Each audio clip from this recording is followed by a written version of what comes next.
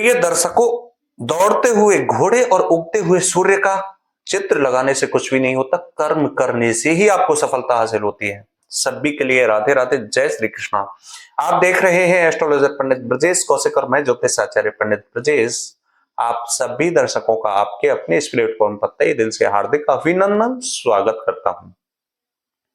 आज बहुत ही मेहनत करने के बाद, शास्त्रोक्त विचार करने के बाद आपके लिए मैं सिंह राशि के लिए नवंबर 15 से किस प्रकार के मार्गी होने के कारण परिणाम रहेंगे, विशेष तथ्य लेकर के आया हूं। इसलिए पूरी वीडियो देखें, स्किप ना करें, क्योंकि स्किप करने के बाद आपसे बहुत सारे तथ्य छूट भी जाते हैं।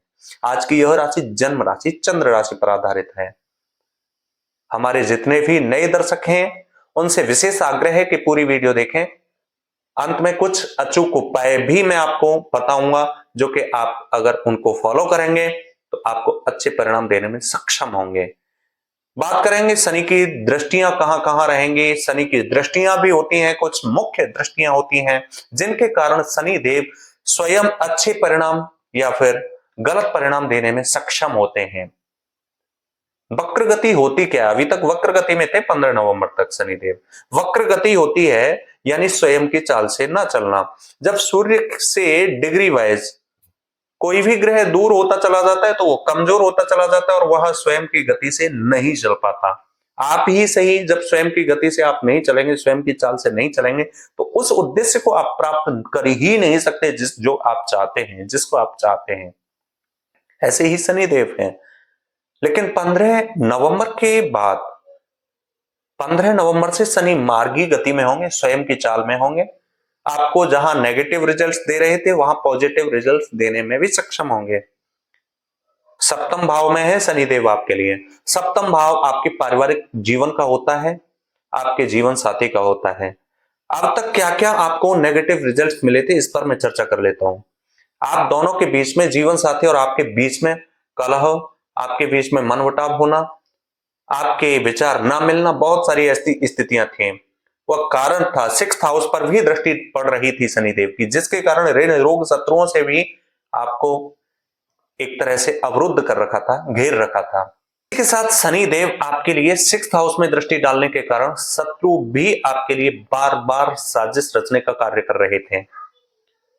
आपको व्यवसाय के क्षेत्र में उपलब्धि नहीं हासिल हो रही थी। जहां भी जिस क्षेत्र में आप हाथ बढ़ाते थे आपको वह परिणाम मिल ही नहीं पाते थे।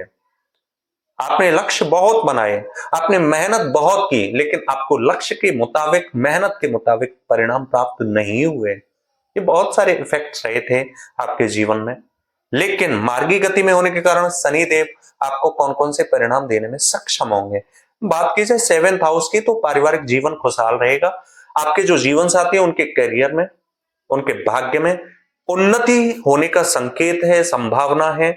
आप जीवन साथी के साथ लंबी दूरी की यात्रा में भी शामिल हो सकते हैं या फिर स्वयं भी लंबी दूरी की यात्रा में शामिल हो सकते हैं। पिताजी से आपको सुखद समाचार या अच्छे परिणाम मिलने के भी संकेत हैं। लेकिन शनि देव यही पहली दृष्टि देखा जाए तो 9th हाउस पर बनाए हुए हैं। जो हाउस पितृभाव होता है, पिता का भाव होता है, इसलिए पिताजी से कोई भी आप मनमुटाव ना रखें, उनसे आपको लाभ ही लाभ होंगे। भाग्य के स्थान में उन्नति देखी जाएगी। आप जिस कार्य में भी हाथ बढ़ाएंगे वहां आपकी उन्नति ही उन्नति होगी। यह 1st हाउस पर भी शनि की दृष्टि है, यानी मूल त्रिकोण में तो शनि है ही, स्वयं की राशि कुंभ राशि में स्थित होने के कारण, और यहाँ 1st हाउस पर शनि देव दृष्टि डाल रहे हैं। तो प्रिय दर्शकों, 1st हाउस आपके मन का होता है, चंद्रमा का होता है। चंद्रमा आपके मन के प्रतीक होते हैं, इसलिए आप कोई भी मन से ऐसा निर्णय ना लें जो कि आपके लिए घातक सिद्ध हो सके। आप ज्यादा जुनून में, उत्साह में भी ना आए। वैसे सिंह राशि के जितने भी जातक होते हैं वो बहुत सिंसियर होते हैं, समझदार होते हैं, बुद्धि से विकसित होते हैं और ये सही समय पर सही निर्णय लेना जानते भी हैं। तो इसलिए आपसे गुजारिश है कि कोई भी इस तरीके का कार्य ना करें, मन से ज्यादा एक्साइटमेंट में ना रहें जो कि आपको किसी कार्य में हानि भी हो। अब बात की जाए तो 4th हाउस पर भी शनि की दृष्टि है आपकी राशि के अनुसार। 4th हाउस पर शनि की दृष्टि होने के कारण प्रिय दर्शकों, यह आपके मातृभाव होता है। माता की तरफ से आपको सुख सुविधाएं मिलने के संकेत हैं।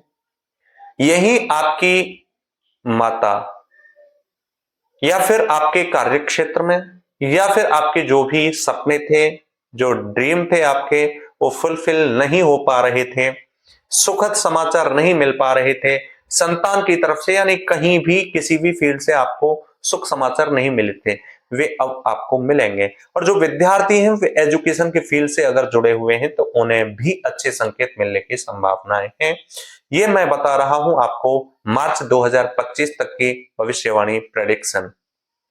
उसके बाद की क्या स्थिति रहेगी इस पर हम विशेष चर्चा अगली वीडियो में करेंगे। तो प्रिय दर्शकों, यह शनि की दृष्टि के अनुसार और शनि मार्गी गति के अनुसार आपको जो भी परिणाम मिलेंगे वह भविष्यवाणी है। अब आपको कुछ नेगेटिव रिजल्ट्स भी मिल सकते हैं, उनसे आप सावधान रहें। जैसे आप कोई भी किसी भी कार्य क्षेत्र में जल्दबाजी में आकर के कोई भी कार्य या निर्णय ना लें, कार्य शुरू ना करें जिससे आपको पश्चाताप भी करना पड़े। इसी के साथ आप शत्रुओं से सचेत रहें। वैसे शत्रु इस समय में आपके कमजोर हो जाएंगे 15 नवंबर के बाद, फिर भी सचेत रहें। आप अग्नि, वाहन और जल से अपना बचाव करें। अगर इस प्रकार से जुड़े हुए किसी भी कार्य क्षेत्र में आप कार्यरत हैं तो विशेष आपसे आग्रह है कि आप इन कार्य क्षेत्रों में सावधानी बरतें। मार्च 2025 तक ये मुख्य भविष्यवाणी थी।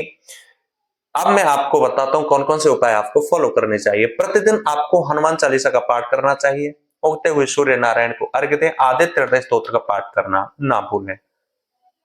तो ऐसा करने से आपको अच्छे परिणाम अवश्य ही मिल सकेंगे। अगर मेरे द्वारा दी हुई जानकारी आपको अच्छी लगी हो तो प्रिय दर्शकों, इस वीडियो को अन्य लोगों के पास भी शेयर करें जिससे वे भी इस वीडियो के माध्यम से लाभ उठा सकें और जानकारी, सटीक जानकारी प्राप्त कर सकें। क्योंकि जानकारी तो आप कहीं से भी ले सकते हैं, लेकिन एक सटीकता के साथ जानकारी मिलती है वो आपके लिए बहुत लाभदायक होती है। फिर भी आप जन्म कुंडली, वास्तु, हस्तरेखा विज्ञान से संबंधित कोई परामर्श चाहते हैं तो हमारा नंबर सिर्फ और सिर्फ वीडियो और चैनल के डिस्क्रिप्शन में है। आप हमें व्हाट्सएप के थ्रू कांटेक्ट भी कर सकते हैं। मिलते हैं अगली वीडियो में, तब तक आप सभी से इजाजत चाहूंगा। सभी के लिए राधे राधे, जय श्री कृष्णा।